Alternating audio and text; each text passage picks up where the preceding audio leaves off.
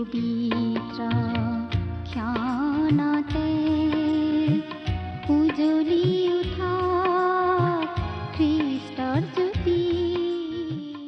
আমাৰ দৰ্শক শ্ৰোতাসকললৈ প্ৰভু যীশুখ্ৰীষ্টৰ মহান নামত উষ্ম আদৰণি জনাইছোঁ। এই ভক্তিবচন অনুষ্ঠানৰ যোগেৰে আপোনালোকক লগ পাই আমি নথৈ আনন্দিত হৈছোঁ। আমাৰ এই ভক্তিবচন অনুষ্ঠানটি হৈছে ধাৰাবাহিক বাইবেল অধ্যয়নৰ অসমীয়া অনুষ্ঠান, আৰু ইয়াত গোটেই বাইবেল শাস্ত্ৰখনেই আমি অধ্যয়ন কৰিম। আমি মাজে মাজে বাইবেলৰ পুৰণি নিয়ম খণ্ডৰ পৰা আৰু মাজে মাজে নতুন নিয়ম খণ্ডৰ পৰা একোখনকৈ পুস্তক অধ্যয়নৰ বাবে হাতত ল'ম। আৰু পুস্তকখন আমি এফালৰ পৰা পঢ়ি যাম আৰু অতি সহজ সৰলভাৱে ব্যাখ্যা আগবঢ়াবলৈ চেষ্টা কৰিম। প্ৰিয় শ্ৰোতা দৰ্শক, আমি এতিয়া বাইবেলৰ নতুন নিয়ম খণ্ডৰ প্ৰথমখন পুস্তক অৰ্থাৎ মথিয়ে লিখা শুভবাৰ্তা নামৰ পুস্তকখন অধ্যয়ন কৰি আছোঁ। যোৱা অনুষ্ঠানত এই মথিয়ে লিখা শুভবাৰ্তাৰ 6 নম্বৰ অধ্যায়ৰ শেষৰটো পদলৈকে পঢ়ি আমাৰ আলোচনা আগবঢ়োৱা হৈছিল। আজি মথিয়ে লিখা শুভবাৰ্তাৰ 7 নম্বৰ অধ্যায়ৰ পৰা আমাৰ আলোচনা আগবঢ়াই লৈ যোৱা হ'ব। মথিয়ে লিখা শুভবাৰ্তাৰ 5 নম্বৰ অধ্যায়ৰ পৰা আমি বাইবেলৰ অতি গুৰুত্বপূৰ্ণ আৰু অতি বিখ্যাত যীশুখ্ৰীষ্টই পৰ্বতত দিয়া উপদেশৰ কথা পাই আছোঁ। এই পৰ্বতত দিয়া উপদেশ আমি 5 নম্বৰ অধ্যায়ৰ পৰা 7 নম্বৰ অধ্যায়লৈকে পাওঁ। গতিকে আজি 7 নম্বৰ অধ্যায়তো আমি পৰ্বতত দিয়া উপদেশেই পঢ়িবলৈ পাম। পৰ্বতত দিয়া উপদেশৰ যোগেৰে প্ৰভু যীশুৱে তেওঁৰ শিষ্যসকলৰ বাবে এটা নৈতিক মানদণ্ড স্থাপন কৰি এটা সুস্পষ্ট লক্ষ্য নিৰ্ধাৰণ কৰি দিছে। প্ৰতিজন খ্ৰীষ্টীয় বিশ্বাসী কেনেকুৱা হোৱা উচিত তাৰ মাপকাঠি এই পৰ্বতত দিয়া উপদেশবোৰেই। কিন্তু কোনেও নিজৰ প্ৰচেষ্টাৰে এই মানদণ্ড অৰ্জন কৰিব নোৱাৰে। পবিত্ৰ আত্মাৰ শক্তিৰে প্ৰভু যীশুৰ প্ৰতি বাধ্যতাপূৰ্ণ জীৱন কটোৱা লোকৰ জীৱনত এনে বিশেষ গুণবোৰ ক্ৰমে ক্ৰমে বিকশিত হৈ উঠে, যিটো আনৰ দৃষ্টিগোচৰ হ'বই। চুৰ নকৰিবা, নৰবধ নকৰিবা, ব্যভিচাৰ নকৰিবা আদি আজ্ঞাবোৰৰ কথা সকলোৱে জানে আৰু এনে কাম কৰাটো অপৰাধ বুলি স্বীকাৰ কৰে। কিন্তু মানুহে দেখাকৈ এনে কাম নকৰিলেও অন্তৰেৰে মানুহে এনে গৰ্হিত কামবোৰ কৰি থাকে। মানুহৰ মনটো, হৃদয়খনহে আচল কথা। ঈশ্বৰে মানুহৰ হৃদয়লৈহে চায়। প্ৰকৃত অৰ্থত অন্তৰখন সলনি হ'লেহে আচাৰ ব্যৱহাৰ আদিত ভাল গুণবোৰ প্ৰকাশ পাই উঠিব। মানুহে দেখাত খুব ভাল কাম এটা আমি কৰিব পাৰোঁ, কিন্তু সেই কামটো কৰাত আমাৰ কিবা স্বাৰ্থ থাকিব পাৰে। আমি কিবা এটা কাম কিয় কৰোঁ, আমাৰ আচল অভিপ্ৰায় কি, সেইটোহে ঈশ্বৰে লক্ষ্য কৰে। দান দিয়া, প্ৰাৰ্থনা কৰা, লঘোণ দিয়া, বিভিন্ন ধৰ্ম কৰ্ম কৰা, এই সকলোৰে অন্তৰালত আমাৰ উদ্দেশ্য কি, সেইটোহে ঈশ্বৰে পৰীক্ষা কৰে। আমাৰ প্ৰাৰ্থনাবোৰ হ'ব লাগে নিষ্ঠাপূৰ্ণ আৰু সৰল। প্ৰভু যীশুৱে শিকোৱা প্ৰাৰ্থনাটোৱে আমাক সৰ্বপ্ৰথমে ঈশ্বৰৰ গৌৰৱ প্ৰশংসা কৰিবলৈ শিকায়। দিনটোৰ বাবে যিখিনি প্ৰয়োজনীয় সেইখিনিহে আমাক খুজিবলৈ কোৱা হৈছে, কাৰণ কাইলৈৰ বাবে ঈশ্বৰে আকৌ যোগাব, এনে বিশ্বাস আমাৰ থকা উচিত। ঈশ্বৰৰ পৰা ক্ষমা বিচৰাৰ আগতে আমাক আনৰ দুখ অপৰাধবোৰ ক্ষমা কৰিবলৈ কোৱা হৈছে। কাৰো প্ৰতি অন্তৰত কোনো তিক্ততা, ঈৰ্ষা, ঘৃণা আদি নাথাকিলেহে আমি ঈশ্বৰৰ ওচৰলৈ খোলা মনেৰে আহিব পাৰোঁ। সকলো সময়তে আমাক পথভ্ৰষ্ট কৰিবলৈ চেষ্টা কৰি থকা শয়তানৰ ফান পৰীক্ষাৰ পৰা ৰক্ষা কৰিবলৈও আমি নিয়মিতভাৱে প্ৰাৰ্থনা কৰি থাকিব লাগে। এটি শিশুৱে নিজৰ দেউতাকক খোজাৰ দৰে আমাৰ স্বৰ্গত থকা পিতৃ ঈশ্বৰক আমি খুজিবলৈ শিকা উচিত। তেওঁৰ সৈতে তেনে ব্যক্তিগত সম্বন্ধ আমাৰ থকা উচিত। ঈশ্বৰৰ সৈতে আমাৰ সম্বন্ধ যদি ঠিক থাকে, তেনেহ'লে আমাৰ আনৰ লগত থকা সম্বন্ধও নিশ্চয় ভাল হ'ব লাগিব। আনৰ দুখ নিবিচাৰি আনক ক্ষমা কৰিবলৈ শিকিব লাগিব। সৰু ডাঙৰ সকলো বিষয়ৰ বাবে ঈশ্বৰক প্ৰাৰ্থনা কৰিবলৈ কোৱা হৈছে। হতাশ নহৈ প্ৰাৰ্থনা কৰি থাকিবলৈ বিশেষ উদাহৰণেৰে আমাক বুজাই দিয়া হৈছে। সংখ্যাগৰিষ্ঠই যেনেদৰে চলে তেনেদৰে নচলি আমি যি সত্য তাৰ পাছেৰেহে চলা উচিত। ঈশ্বৰলৈ যোৱা পথত আমি অনেক লোক লগ নাপাব পাৰোঁ, কিন্তু সেই সত্য পথতেই আমি আগুৱাই গৈ থাকিব লাগে। এনে বিভিন্ন গুৰুত্বপূৰ্ণ বিষয়বোৰ বহলাই চাবলৈ আহকচোন এতিয়া আমি মূল আলোচনাৰ মাজলৈ সোমাই যাওঁ। আমাৰ মহান ত্ৰাণকৰ্তা প্ৰভু যীশুখ্ৰীষ্টৰ নামত নমস্কাৰ প্ৰিয় শ্ৰোতা। প্ৰথমতে আপোনাক ধন্যবাদ জনাইছোঁ আমাৰ এই অনুষ্ঠানটো শুনি থকাৰ বাবে। আহক এতিয়া মথি 7 নম্বৰ অধ্যায়ৰ প্ৰথম পদ দুটা পাঠ কৰি দিওঁ। ইয়াত এনেদৰে লিখা আছে, তোমালোকে পৰৰ বিচাৰ নকৰিবা, তেহে তোমালোকৰো বিচাৰ কৰা নহ'ব। কিয়নো যেনেকুৱা বিচাৰেৰে তোমালোকে বিচাৰ কৰা, তেনেকুৱা বিচাৰেৰে তোমালোকৰো বিচাৰ কৰা হ'ব, আৰু যি জোখেৰে তোমালোকে জোখা সেই জোখেৰে তোমালোকলৈকো জোখা হ'ব। এই পদ দুটা প্ৰায়েই ভুল বুজা হয়। বিচাৰ কৰা মানে সিদ্ধান্ত লোৱা, বিশেষ ধাৰণা লোৱা, দোষী বুলি ঘোষণা কৰা, প্ৰতিশোধ লোৱা, আৰু ইয়াত আচলতে দোষী বুলি ঘোষণা কৰা মনোভাৱ এটাহে সোমাই আছে। এই পদটোৰ অৰ্থ এনে নহয় যে ঈশ্বৰৰ সন্তানে আনৰ প্ৰতি কিবা এটা ধাৰণা গ্ৰহণ কৰাটো নিষেধ, কিন্তু আমি আনৰ অন্তৰত থকা মনোভাৱ বিচাৰ কৰি তেওঁলোকক দোষী সাব্যস্ত কৰাতহে নিষেধ কৰা হৈছে। আমাৰ কোনো খ্ৰীষ্টীয় ভাইয়ে কিবা এটা কাম কিয় কৰে আমি বুজি নাপাওঁ। আমি কেৱল বাহ্যিক কামটোহে দেখা পাওঁ।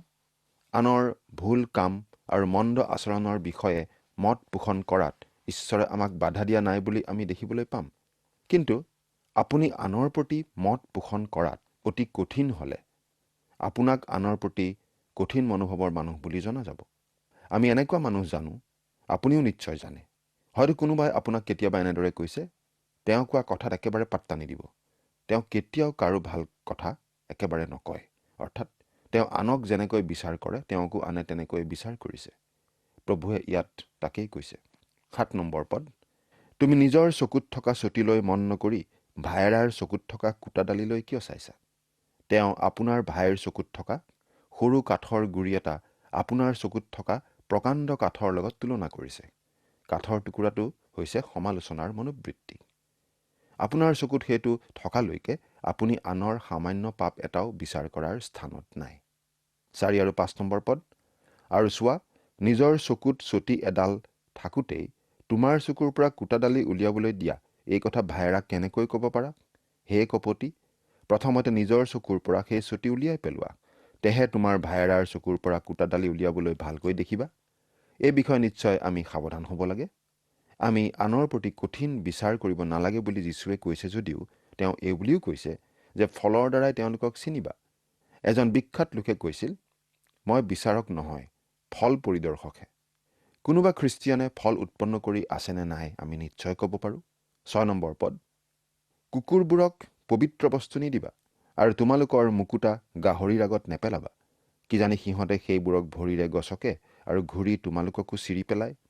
কুকুৰ আৰু গাহৰিনো কোন আমি থিৰাং কৰিব লাগিব। এইবোৰ চাৰিঠেঙীয়া নহয়। আমি পবিত্ৰ বস্তু কুকুৰৰ আগত আৰু গাহৰিৰ আগত মুকুতা নিশ্চয় দিব নালাগে। গতিকে আমি উচিত ৰূপে বিবেচনা কৰি চাব লাগিব। কেতিয়াবা কিছুমান ঠাইত আৰু সময়ত এটা শব্দও কোৱা উচিত নহয়, এটা বাক্যও কোৱা উচিত নহয়। এই কথাটো আমি বুজি পাব লাগিব। আমাৰ সমাজত কুকুৰ আছে, গাহৰিও আছে, অৰ্থাৎ তেনে মানুহ আছে। আমি কি কৰিব লাগিব? প্ৰভুৱে আমাক বিচাৰ কৰিবলৈ মানা কৰিছে, তাৰ পাছত আকৌ তেওঁ ভালদৰে বিচাৰ কৰি চাবও কৈছে। আমি আচলতে কি কৰিব লাগে তেওঁ পাছৰ পদটোতেই কৈছে। 7 আৰু 8 নম্বৰ পদ, খোজা তেহে তোমাক দিয়া হ'ব, বিচাৰা তেহে পাবা, টুকুৰিওৱা তেহে তোমালোকলৈ দুৱাৰ মুকলি কৰা হ'ব। কিয়নো যেয়ে খোজে সেয়ে পায়, যেয়ে বিচাৰে সেয়ে দেখা পায়, আৰু যেয়ে টুকুৰিয়াই তালৈকে দুৱাৰ মুকলি কৰা হয়। এই জগতৰ মানুহৰ মুখামুখি কেনেদৰে হোৱা উচিত? সেইটোৱে আচলতে ঈশ্বৰৰ সন্তানৰ সন্মুখত থকা এটা ডাঙৰ সমস্যা। আমি প্ৰতিদিনে নানা ধৰণৰ মানুহৰ সংস্পৰ্শলৈ আহোঁ। কিছুমানক আমাৰ বন্ধুত্ব আৰু সহায়ৰ প্ৰয়োজন। আমি তেওঁলোকক তেনে কৰাই উচিত। আনবোৰ আকৌ অতি জঘন্য, আমাক ধ্বংস কৰি পেলাব, আৰু আমি সেইবোৰক আমাৰ পৰা আঁতৰত ৰখা উচিত। আমি কেনেদৰে জানিম, কেনেদৰে চিনি পাম? খোজা, বিচৰা, টুকুৰিওৱা, এই কথাৰ সম্পৰ্কতেই এনেদৰে কোৱা হৈছে। এই পদকেইটা আন প্ৰসংগতো প্ৰযোজ্য, কিন্তু ইয়াত বিশেষভাৱে এই ক্ষেত্ৰতেই কথাটো কোৱা হৈছে। এজন মানুহে কৈছিল, মোৰ ঘৰৰ পৰা গীৰ্জালৈ গাড়ী চলাই যাবলৈ আধা ঘণ্টা সময় লাগিছিল। সেই সময়ত প্ৰাৰ্থনা কৰি কৰি প্ৰভুক কৈছিলোঁ যে দিনটোত মই বহুতো নতুন মানুহ লগ পাম, গতিকে যাতে মই কেনে ব্যৱহাৰ কৰা উচিত তেওঁ মোক কৈ দিয়ে। কিছুমানক মোৰ সহায়ৰ প্ৰয়োজন হ'ব, আন কিছুমানে আকৌ মোৰ পিঠিত চুৰি বহুৱাব বিচাৰিব। আমি যে কিমান মানুহৰ দ্বাৰা ঠগ খাই থাকোঁ চিন্তা কৰিবচোন। এইটো মন কৰিবলগীয়া কথা যে আদিমণ্ডলীত পিতৰে জানিছিল অননীয় আৰু ছফিৰাই মিছা কথা কৈছিল বুলি। পাচনি কৰ্ম 5 নম্বৰ অধ্যায়ৰ 1 পৰা 11 নম্বৰ পদত আমি এই ঘটনা পাওঁ। কিন্তু আনে মিছা ক'লে আমি হ'লে ধৰিবই নোৱাৰোঁ। আদিমণ্ডলীত তেওঁলোকৰ কি আত্মিক প্ৰখৰতা আছিল সেইটো চিন্তা কৰি চাওকচোন। তেনেকুৱা আত্মিক প্ৰখৰতা আৰু ভাল বেয়া চিনি পোৱা তেনেকুৱা বিশেষ প্ৰখৰতা আচলতে আজি আমাৰ নোহোৱা হৈছে। আজি কিছুমান মানুহৰহে এই বৰটো আছে বুলি আমি বিশ্বাস কৰোঁ। এইটো প্ৰাৰ্থনাৰ এটা বিষয় কৰাটো অতি দৰকাৰী কথা। আপুনি নতুন বন্ধু পালে তেওঁৰ প্ৰতি কেনে ব্যৱহাৰ কৰিব লাগিব ঈশ্বৰক প্ৰাৰ্থনা কৰেনে? এনে কৰাটো ভাল। ঈশ্বৰে আমাক এই ক্ষেত্ৰত সহায় কৰিব খোজে বুলি আমি 5 পদটোতেই পাওঁ। 9 নম্বৰ পদৰ পৰা একেবাৰে 11 নম্বৰ পদলৈকে পঢ়ি দিম। কিয়নো পুতেকে পিঠা খুজিলে তাক শিল দিব, মাছ খুজিলে সাপ দিব। তোমালোকৰ মাজত এনে কোন মানুহ আছে?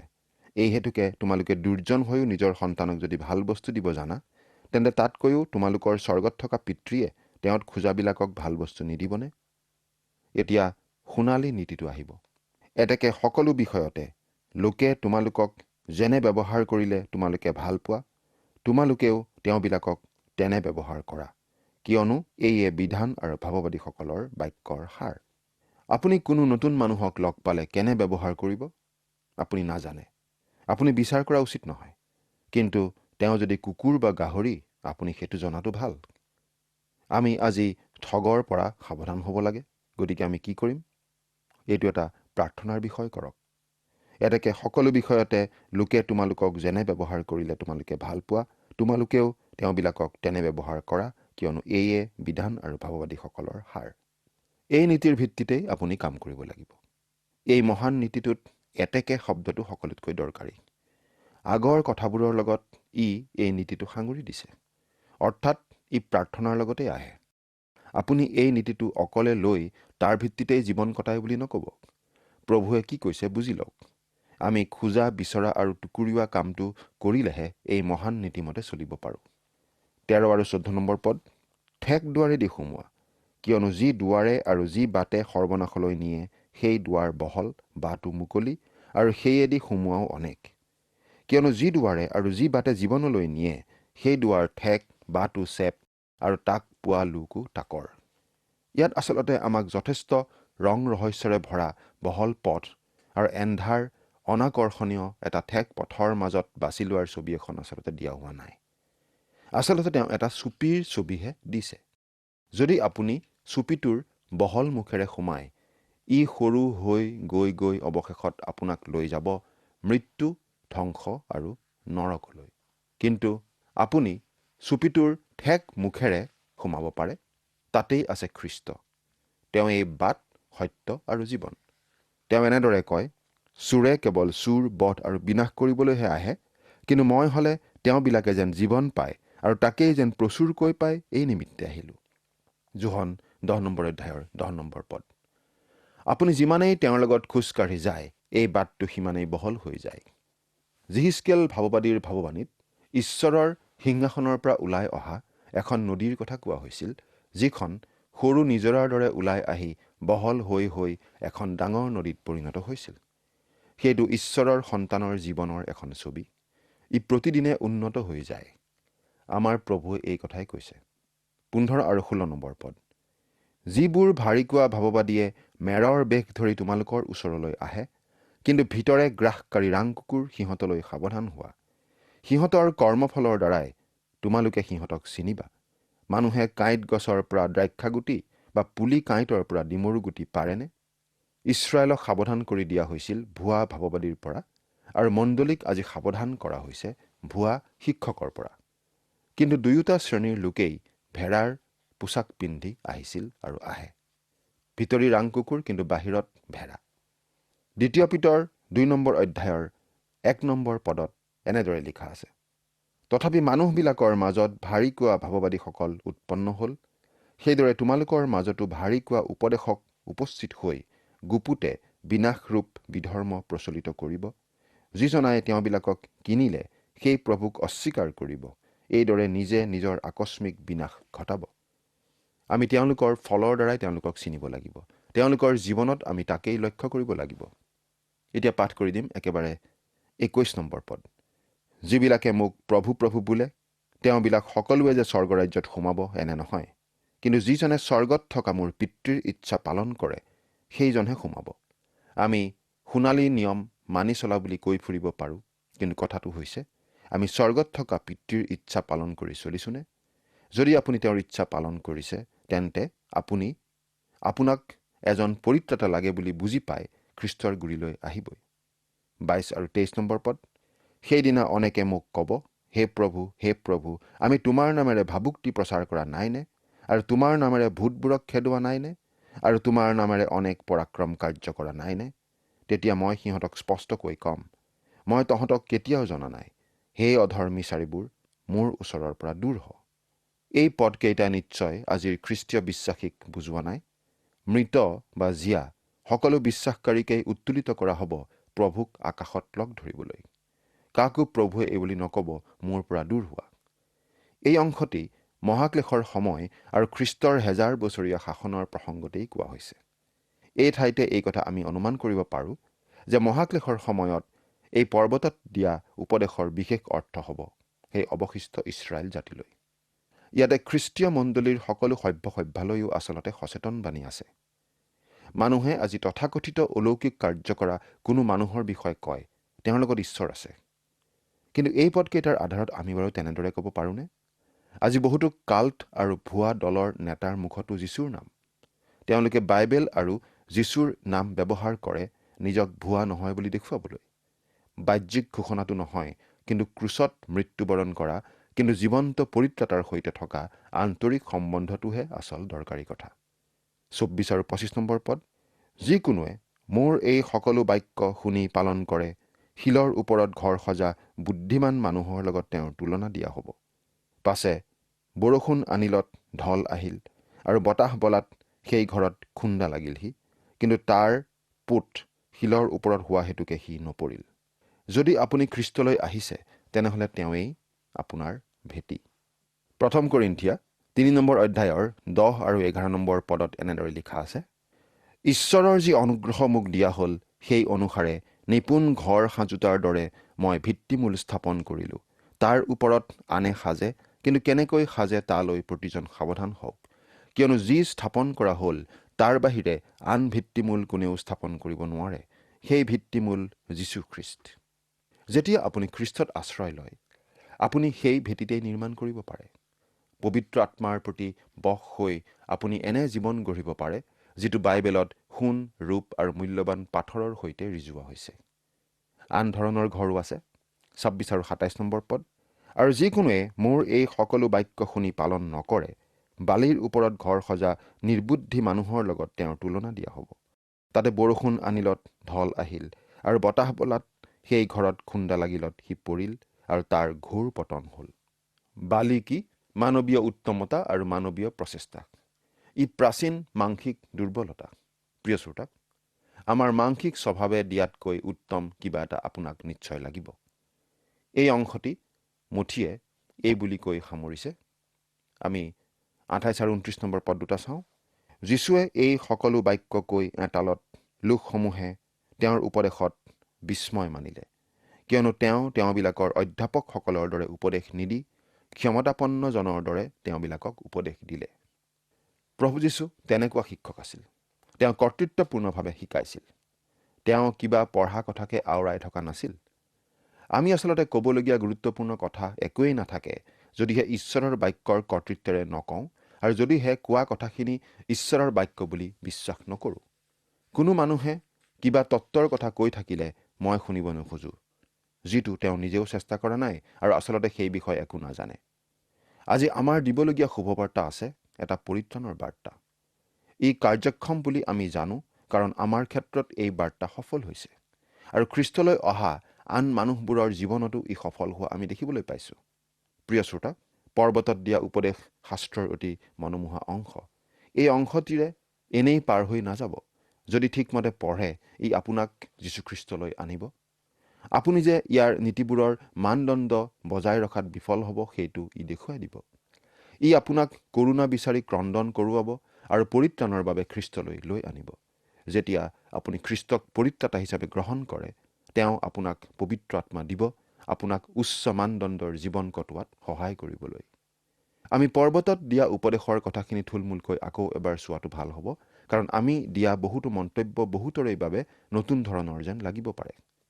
বহুতো লোকে ভাবে যে এই উপদেশে বৰ্তমান সমাজত খ্ৰীষ্টীয় বিশ্বাসীজন কেনেকৈ চলিব লাগে সেই কথা কয় আৰু এইবোৰ মণ্ডলীৰ প্ৰতি দিয়া হৈছে। কিন্তু আমি অলপ পিছুৱাই গৈ ঈশ্বৰৰ বাক্য সামগ্ৰিকভাৱে চালে দেখোঁ যে মানৱ জাতি শাসন কৰিবলৈ ঈশ্বৰে 3টা ব্যৱস্থা দিছে। প্ৰথমটো হ'ল মুচিৰ ব্যৱস্থাৱলী। আদি পুস্তক 7 নম্বৰ অধ্যায়তেই আমি পালোঁ ঈশ্বৰে এটা পৰিয়ালৰ বাহিৰে গোটেই মানৱ জাতিকেই ধ্বংস কৰিবলগীয়া হৈছিল, কাৰণ গোটেই মানৱ জাতি মন্দ আছিল। মানৱ জাতি ঈশ্বৰৰ পৰা আঁতৰি গৈছিল, গতিকে ঈশ্বৰে শাস্তি দিবলগীয়া হৈছিল। মাত্ৰ এজন মানুহ পৰিয়ালৰ সৈতে বাচি গৈছিল, আৰু এই পৰিয়ালৰ পৰাই হোৱা মানুহবোৰৰ মাজৰ পৰা তেওঁ ব্যৱস্থা কৰিলে এজন মানুহ উলিয়াবলৈ, এই পৃথিৱীত তেওঁৰ সাক্ষ্য দিবলৈ, আৰু আচলতে তেওঁলোকক এখন দেশ দিব, তেওঁলোকক এটা মহাজাতি কৰিব, অগণন আৰু গোটেই জাতিবোৰৰ প্ৰতি আশীৰ্বাদ স্বৰূপ কৰিব। তেওঁলোকৰ যোগেদি গোটেই জগতখনক ধৰিব। তেওঁলোকক মুচিৰ যোগেদি মুচিৰ ব্যৱস্থাৱলী দিলে, অতি সুন্দৰ বলিবিধান। যাত্ৰা পুস্তকত ইয়াৰ বিৱৰণ আছে, আৰু ইয়াৰ মূলটো হৈছে বলি আগবঢ়োৱা জ্বলন্ত বেদীটো, আৰু সেইটোৱে খ্ৰীষ্টৰ ক্ৰুচক বুজায়। বলি আগ নবঢ়োৱাকৈ ঈশ্বৰে কোনো পাপীক ক্ষমা কৰা নাই, কাৰণ বিধানে মানুহক বচাব নোৱাৰে। ই কেৱল মানুহক পাপী বুলিহে দেখুৱায়। ই দোষী সাব্যস্ত কৰাহে ব্যৱস্থা, পৰিত্ৰাণৰ ব্যৱস্থা নহয়। গতিকে গোটেই পুৰণি নিয়মত সেই অগ্নিত আগবঢ়োৱা নৈবেদ্যই আহিবলগীয়া পৰিত্ৰাতা যীশুখ্ৰীষ্টলৈকেই আঙুলিয়াই আহিছিল। যীশু আহি পুৰণি নিয়মৰ ভাৱবাণীৰ পৰিপূৰ্ণতা স্বৰূপে নিজক ৰজা হিচাপে দেখুৱালে, কিন্তু তেওঁৰ জাতিটোৱে তেওঁক প্ৰত্যাখ্যান কৰিলে। মথিৰ শুভবাৰ্তাত খ্ৰীষ্টক ৰজা হিচাপে আগবঢ়োৱা হৈছে, আৰু এই শুভবাৰ্তাৰ সকলো কথা সেই দৃষ্টিৰেই চাব লাগে বুলি আমি ভাবোঁ। মথিৰ শুভবাৰ্তাত তেওঁ জন্মিছিল ৰজা হিচাপে, জীৱন কটাইছিল ৰজা হিচাপে, মৃত্যুবৰণ কৰিছিল ৰজা হিচাপে, মৃত্যুৰ পৰা পুনৰুত্থিত হৈছিল ৰজা হিচাপে, আৰু তেওঁ পৃথিৱীলৈ আকৌ আহিব ৰজা হিচাপে। তেওঁ এই পৃথিৱীত থাকোঁতে এটা আইন ব্যৱস্থা প্ৰকাশ কৰিছিল, মুচিৰ ব্যৱস্থাৱলীতকৈ সম্পূৰ্ণ বেলেগ। 5 পৰা 7 নম্বৰ অধ্যায়ত থকা পৰ্বতত দিয়া উপদেশ, ইয়াৰ সাৰাংশ আন শুভবাৰ্তাটো আছে, কিন্তু মথিত সম্পূৰ্ণকৈ আছে। আমি ভাবোঁ এইখিনিও আচলতে থুলমূলহে, কাৰণ তেওঁ মুচিৰ দ্বাৰা দিয়া 10টাৰ মাত্ৰ 2টা আজ্ঞা ইয়াত বহু উচ্চ পৰ্যায়লৈ নিছে। উদাহৰণস্বৰূপে, আপোনাৰ ভাইৰ প্ৰতি খং ভাৱ ৰাখিলে নৰবধ কৰাৰ নিচিনা হয়, তেনে কথা পুৰণি নিয়মত নাই। তেওঁ কৈছিল, কোনো মহিলালৈ বেয়াভাৱে চালে ব্যভিচাৰ কৰাৰ নিচিনা হয়। মানৱ জাতিৰ আধাখিনি আজি এই দোষত দোষী। এই আজ্ঞা লংঘন নকৰা খুব কম মানুহে আছে। পৰ্বতত দিয়া উপদেশে বিধানক অতি উচ্চ পৰ্যায়ত ৰাখে। আমি বাৰু আজি এই উপদেশ মানিহে চলিব লাগে নেকি? আচলতে এইবোৰ ভৱিষ্যতে আহিবলগীয়া স্বৰ্গৰাজ্যৰ বাবেহে। সেই সময়ত হয়তো আমি পৰ্বতত দিয়া উপদেশৰ সম্পূৰ্ণ ৰূপটো পাম। ইয়াত আমাৰ বাবে মহান নীতি আছে, কিন্তু আজি আমি বেলেগ ব্যৱস্থাৰহে অধীন। আজি আমি অনুগ্ৰহৰ কাল, পবিত্ৰ আত্মাৰ যুগত আছোঁ। আজি ঈশ্বৰে অনুগ্ৰহেৰে পৰিত্ৰাণ দিয়ে, বিধান পালনৰ যোগেৰে নহয়। আমি কৰা কাৰ্যৰ যোগেদি পৰিত্ৰাণ নাপাওঁ। প্ৰিয় শ্ৰোতা, আপুনি কিবা এটা বিশ্বাস নকৰা পৰ্যন্ত খ্ৰীষ্টীয় বিশ্বাসী নহয়। সেই বিশ্বাস কৰিবলগীয়া কিবাটোনো কি? 1 কৰিন্থিয়া 15 নম্বৰ অধ্যায়ৰ 3 আৰু 4 নম্বৰ পদ পঢ়ি দিম, শুনিবচোন। কিয়নো মই যি শিক্ষা পালোঁ তাৰে এই প্ৰধান শিক্ষা তোমালোকক দিলোঁ, যে শাস্ত্ৰ অনুসাৰে খ্ৰীষ্ট আমাৰ পাপৰ নিমিত্তে মৰিল, আৰু তেওঁক মৈদাম দিয়া হ'ল, আৰু শাস্ত্ৰ অনুসাৰে তৃতীয় দিনা তোলা হ'ল। এইয়ে শুভবাৰ্তা, আপোনাক পৰিত্ৰাণ দিয়া শুভবাৰ্তা। আপুনি পৰিত্ৰাণ পোৱাৰ পাছত আপোনাৰ জীৱন ধাৰণৰ বাবে ঈশ্বৰৰ এটা পথ আছে। সেইটো মুচিৰ বিধান বা 10 আজ্ঞা নহয়। আপুনি গোটেই 10 আজ্ঞা মানিলেও আপুনি নোৱাৰে, পৰিত্ৰাণ নাপায়। কাৰণ প্ৰভু যীশুখ্ৰীষ্টত কৰা বিশ্বাসেহে আপোনাক পৰিত্ৰাণ দিয়ে, বিধানে আপোনাক বচাব নোৱাৰে। বিধান জীৱন ধাৰণৰ প্ৰণালীও নহয়, খ্ৰীষ্টীয় জীৱনৰ ব্যৱস্থাও নহয়। তাৰমানে আমি ভংগ কৰিম নেকি? নাই, সেই স্বাধীনতা আমাক দিয়া হোৱা নাই। আচলতে আমাৰ জীৱনৰ প্ৰণালীটো 10 আজ্ঞাতকৈ বহু ওপৰত। পৰ্বতত দিয়া উপদেশো নহয়, কাৰণ আপুনি সেই মানদণ্ড বজাই ৰাখিব নোৱাৰে। মানুহৰ হৃদয়খন সলনি হ'ব লাগিব। আজি আমাৰ মাজত বহু উদাৰপন্থী ওলাইছে। তেওঁলোকে ঈশ্বৰক সাৰ্বজনীন পিতৃ বুলি কয়, কিন্তু প্ৰভু যীশুৱে কি কৈছিল? তোমালোকৰ পিতৃ শয়তানৰ পৰাহে তোমালোক হলা, আৰু তোমালোকৰ সেই পিতৃৰ অভিলাষ পূৰ কৰিবলৈ ইচ্ছা কৰা। সি আদিৰে পৰা নৰবধি আৰু সত্যত নাথাকে, কিয়নো তাত সত্য নাই। সি যেতিয়া মিছা কয় তেতিয়া নিজৰ পৰাহে কয়, কিয়নো সি মিছলীয়া আৰু তাৰ বাপেক। যোহন 8 নম্বৰ অধ্যায়ৰ 44 নম্বৰ পদ। আজিও বহু মানুহ আছে, তেওঁলোকে ঈশ্বৰক পিতৃ বোলাৰ অধিকাৰ নাই। বাইবেলে আমাক এই বুলি শিকায় যে প্ৰভু যীশুক বিশ্বাস কৰি গ্ৰহণ কৰা লোকসকলে নতুন জন্ম গ্ৰহণ কৰে আত্মিকভাৱে আৰু তেওঁলোকেহে ঈশ্বৰক পিতৃ বুলি মাতিব পাৰে। তেওঁলোকে ঈশ্বৰৰ সন্তান। আপুনি বাৰু ঈশ্বৰৰ সন্তান নে আন কাৰোবাৰ সন্তান? চিন্তা কৰি চাওকচোন। ঈশ্বৰে আপোনাক আশীৰ্বাদ কৰক। মথিয়ে লিখা শুভবাৰ্তাই যীশুখ্ৰীষ্টক ৰজা হিচাপে উপস্থাপন কৰিছে। আৰু তেওঁ যে ৰজা সেই কথাটো মনত ৰাখিলে এই পুস্তকখন আমি ভালদৰে বুজি পাব পাৰোঁ। তেওঁ জন্মিছিল ৰজা হিচাপে, জীৱন কটাইছিল ৰজাৰ দৰে আৰু মৃত্যুবৰণ কৰিছিল ৰজাৰ দৰে। তেওঁ মৃত্যুৰ পৰা পুনৰ জি উঠিছিল ৰজা হিচাপে। তেওঁ পৃথিৱীলৈ পুনৰ আহিব ৰজা হিচাপে আৰু তেতিয়া তেওঁ প্ৰকৃত অৰ্থত তেওঁৰ ৰাজ্য স্থাপন কৰিব আৰু শাসনভাৰ হাতত ল'ব। তেওঁৰ সেই ৰাজ্যৰ নীতি কেনে হ'ব তাৰ আভাস আমি পালোঁ তেওঁ পৰ্বতত দিয়া উপদেশৰ মাজত। এই পৰ্বতত দিয়া উপদেশে মুচিৰ যুগেৰে দিয়া বিধানসমূহক এটা অতি উচ্চ পৰ্যায়লৈ লৈ যায়। এয়েই হ'ব খ্ৰীষ্টই ভৱিষ্যতে স্থাপন কৰিবলগীয়া ৰাজ্যৰ আইন। প্ৰভু যীশুক ত্ৰাণকৰ্তা বুলি গ্ৰহণ কৰি পবিত্ৰ আত্মাৰে নতুন জন্ম লাভ কৰা প্ৰতিজন লোকেই এনে এক জীৱন যাপন কৰিবলৈ নিজকে সমৰ্পিত কৰা উচিত। পৰৱৰ্তী অনুষ্ঠানত আপোনালোকক পুনৰ লগ পোৱাৰ আশাৰে আজিলৈ আমি ইমানতে সামৰিব খুজিছোঁ। আহকচোন সামৰণিত পৰম পিতা পৰমেশ্বৰৰ ওচৰত প্ৰাৰ্থনাত মূৰ্ণত কৰোঁ। স্বৰ্গত থকা অসীম দয়ালু কৰুণাময় পিতৃ ঈশ্বৰ, প্ৰভু তোমাক ধন্যবাদ দিছোঁ, কিয়নো এই সুন্দৰ সময় তুমি আমাক দান কৰিলা বাইবেল শাস্ত্ৰ অধ্যয়ন কৰিবলৈ। প্ৰভু, এই ভক্তিবচন অনুষ্ঠান অতি আগ্ৰহেৰে ধৈৰ্যেৰে শুনি থকা প্ৰতিজন শ্ৰোতা প্ৰতিজন দৰ্শকৰ ওপৰত তোমাৰ বিশেষ আশীৰ্বাদ থাকিবলৈ দিয়া। তেওঁলোকৰ জাগতিক জীৱনৰো সকলোবিলাক দিশত তুমি আশীৰ্বাদ কৰা। কোনো যদি কিবা বিপদত আছে, কিবা সমস্যাত আছে, কোনো যদি কিবা নৰিয়াত পৰি আছে, যদি আন কিবা ধৰণৰ সমস্যাৰ সন্মুখীন হৈছে, সেই সকলোৰ মাজেৰে তুমি তেওঁলোকক পাৰ কৰাই লৈ যোৱা আৰু তুমি যে তেওঁলোকৰ লগত আছা, তোমাৰ আশীৰ্বাদ যে তেওঁলোকৰ লগত আছে সেই কথা উপলব্ধি কৰিবলৈ দিয়া। তেওঁলোকৰ জীৱন সকলো সময়তে তুমি পৰিচালিত কৰা আৰু তেওঁলোকৰ জীৱন সৰ্বাংগ সুন্দৰ কৰি তোলা। কিয়নো এই প্ৰাৰ্থনা আমাৰ মহান ত্ৰাণকৰ্তা নাচৰতীয়া প্ৰভু যীশুখ্ৰীষ্টৰ নামত আগবঢ়াইছোঁ। আমেন। প্ৰিয় শ্ৰোতা দৰ্শক, আশা কৰোঁ ভক্তিবচন অনুষ্ঠানটি উপভোগ কৰি আপোনাৰ নিশ্চয় ভাল লাগিছে। এই বিষয়ে আপোনাৰ মতামত জানিবলৈ পালে আমি নথৈ আনন্দিত হ'ম। আপোনাৰ যদি আমাৰ এই অনুষ্ঠানটি উপভোগ কৰি ভাল লাগিছে তেন্তে অনুগ্ৰহ কৰি আমালৈ এই নম্বৰটোত এটা মিছ কল দিয়কচোন। আপোনাৰ এটা মিছ কল আমাৰ বাবে অতি মূল্যৱান। আমি অতি আনন্দৰে জনাওঁ যে প্ৰতিটো মিছ কল দিয়া সকলৰ মাজৰ পৰা সপ্তাহৰ শেষত এজন বিশেষ দৰ্শক বাছি লোৱা হ'ব আৰু সেই দৰ্শক বন্ধুজনক পুৰস্কৃতও কৰা হ'ব আৰু সপ্তাহৰ শেষত তেওঁৰ ফটো আৰু নাম আমাৰ অনুষ্ঠানত প্ৰকাশ কৰা হ'ব। মিছ কল দিয়া নম্বৰটো হৈছে 0444908125। আপোনাৰ যদি কিবা প্ৰাৰ্থনাৰ বিষয় থাকে বা অধিক জানিবলৈ ইচ্ছা কৰে তেন্তে টেলিফোনৰ মাধ্যমেৰেও আমাৰ লগত যোগাযোগ কৰিব পাৰে। আমাৰ টেলিফোন নম্বৰটো হৈছে 7429840242। আপুনি ইমেইলৰ দ্বাৰাও আমাৰ লগত যোগাযোগ কৰিব পাৰে।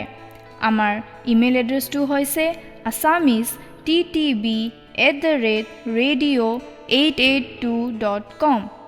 আপুনি আমালৈ পত্ৰও লিখিব পাৰে। তাৰ বাবে আমাৰ পোষ্টেল এড্ৰেছটো টিভি পৰ্দাত অনুগ্ৰহ কৰি চাই লওকচোন। পুনৰ লগ পোৱাৰ প্ৰতিশ্ৰুতিৰে আজিলৈ ইমানতে সামৰিছোঁ। ঈশ্বৰে আপোনাক আশীৰ্বাদ কৰক। ধন্যবাদ।